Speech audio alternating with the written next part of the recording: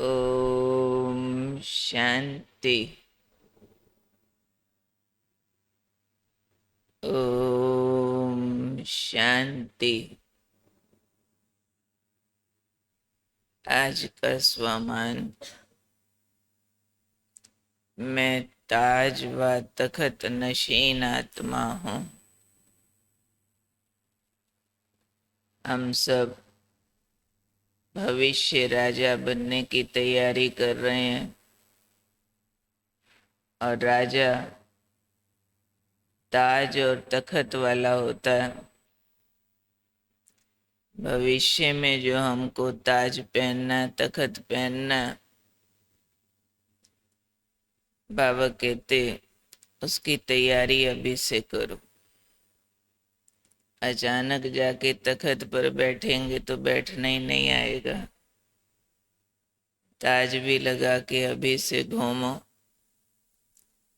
पर संगम युग का ताज तखत और सतयुग का ताज तखत, दोनों में थोड़ा अंतर है।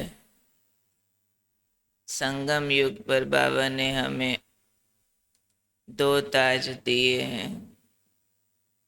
एक ताज दिया लाइट का, यानी पवित्रता का। दूसरा ताज दिया बाबा ने हमें जिम्मेवारी का। जो संगम युग पर जितनी बड़ी जिम्मेवारी उठा लेते हैं, समझो उतना बड़ा राजा बनने की तैयारी है। क्योंकि सतयुग में राजा क्या करेगा? प्रजा की पालना करेगा ना, यानी जिम्मेवार होगा। पर संगम युग पर जो सेवाओं की जिम्मेवारी उठाएगा, वही सतयुग में प्रजा की जिम्मेवारी उठाने के योग्य बनेगा। क्योंकि राजा भी तो योग्य चाहिए ना, जो सारी प्रजा की संभाल कर सके। 2 तखत भी दिए हैं बाबा ने संगम युग पर हमें। एक अकाल तखत, दूसरा हम बनते हैं बाबा के दिल तखत नशीन। तो बाबा ने आज एक बहुत सुंदर बात कही है कि जो बच्चे ये दोनों ताज धारण करते हैं और दोनों तखत नशीन बनते हैं। दोनों तखत कौन से? अकाल तखत और बाबा का दिल तखत। जो बच्चे दोनों तखत पर बैठते हैं, दोनों ताज पहनते हैं, उन बच्चों को नशा और निशाना दोनों याद रहता है। नशा क्या है? भविष्य राजपद पाने का नशा रहता है उनको। संगम युग पर भी बाबा के दिल तखत का नशा है, अकाल तखत का नशा है, जिम्मेवारी का भी एक नशा होता है। तो ऐसे बच्चों को नशा भी याद रहता है, क्या बन गए हैं, क्या बनने वाले हैं, कौन मिला है, हम कौन हैं। तो इस चीज़ के नशे में चले जाते हैं। दूसरा, उनको निशाना याद रहता है। निशाना हमारा क्या है? हमको कर्मातीत बनना, ब्रह्मा बाप समान फरिश्ता बनना।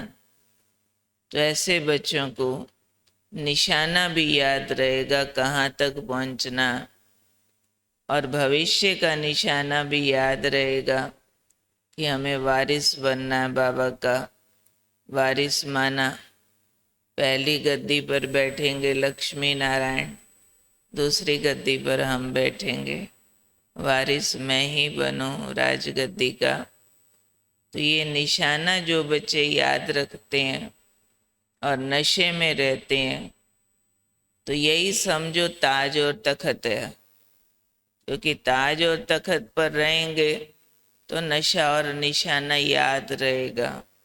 जिनको नशा और निशाना याद रहेगा, सब कर्म इंद्रियां उनका कहना मानेंगी, जी हजूर करेंगी। वैसे भी देखो, जब कोई सीट पर होता है, पोजीशन है उसके पास, तब तक सब कर्मचारी उसका कहना मानते हैं।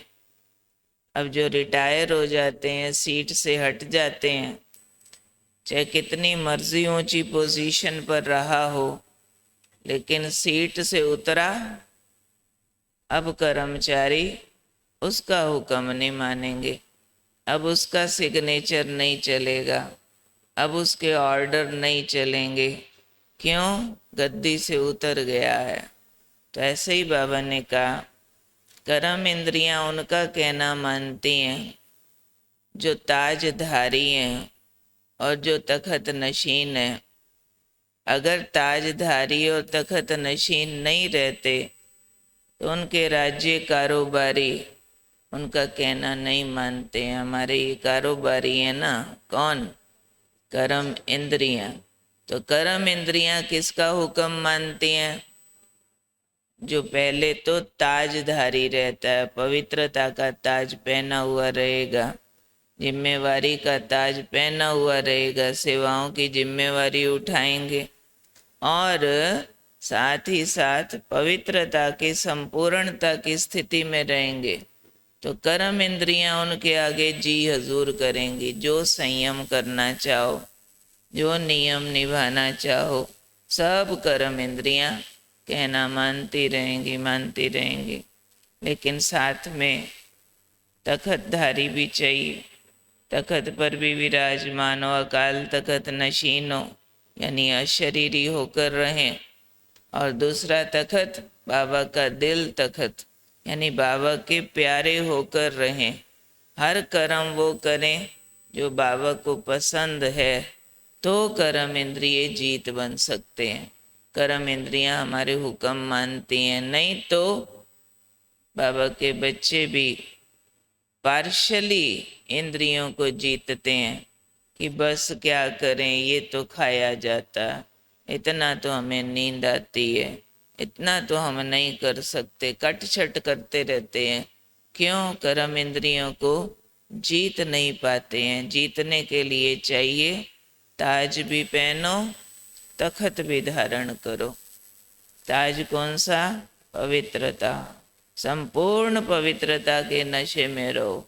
और ताज कौन सा? सेवाओं के जिम्मेवार बन जाओ, यज्ञ कार्य के जिम्मेवार, बाबा के कार्य के जिम्मेवार। अकाल तखत पर भी बैठो, बैठे ही रहो और दिल तखत नशीन भी होकर रहो। तब हमारे राज्य कारोबारी जो हैं वो हमारा हुक्म मानते हैं।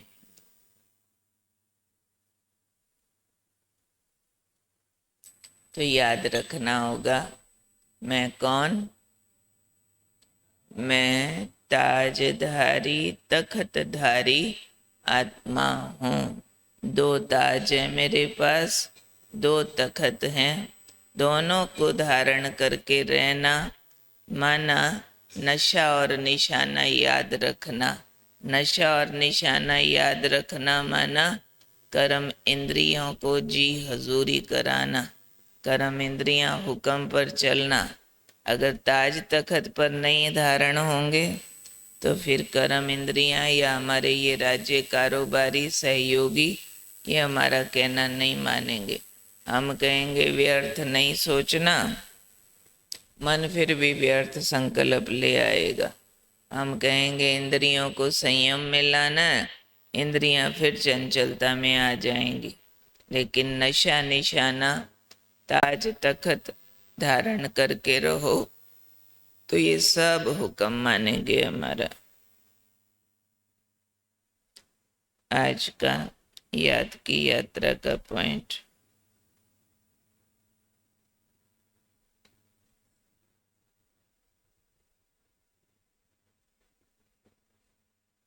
आत्मिक स्मृति। उसके लिए आज हमें पॉइंट मिल रहा, आत्मा का स्वधर्म। बाप समझाते हैं शांति तो तुम्हारा स्वधर्म है। बच्चों ने समझा है हम आत्माएं शांत स्वरूप हैं, यहाँ आए हैं पार्ट बजाने, इन ऑर्गन से डिटैच हो जाते हैं तो आत्मा शांत है। आत्मा अपने शांति में जितना चाहे बैठ सकती है, चाहे इस शरीर से कर्म करे या ना करे, तो शांति में बैठ जाओ। ये है सच्ची शांति।